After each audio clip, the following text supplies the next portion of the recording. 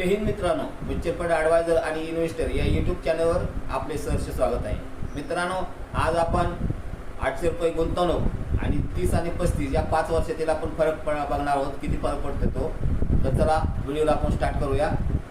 तर बघा, हा माझा मोबाईल नंबर आहे 7304680107. म्युच्युअल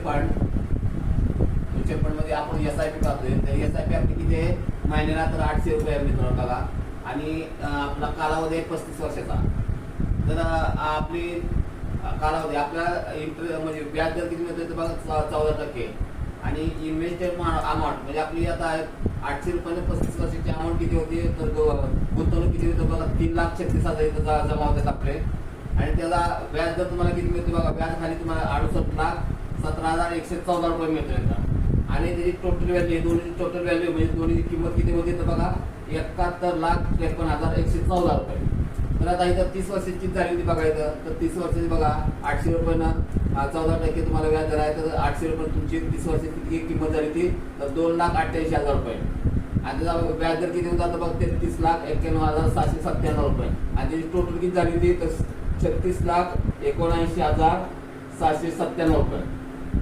तर आता आपण ह्याची 5 वर्षाचा फरक काढणार आहोत. तर बघा ही 35 वर्षाची किंमत किती आहे तर 71,53,114. आणि 30 वर्षाची बघा 36,79,697. तर आता ही आपण वजाबाकी केली तर किती येते बघा 34,73,417.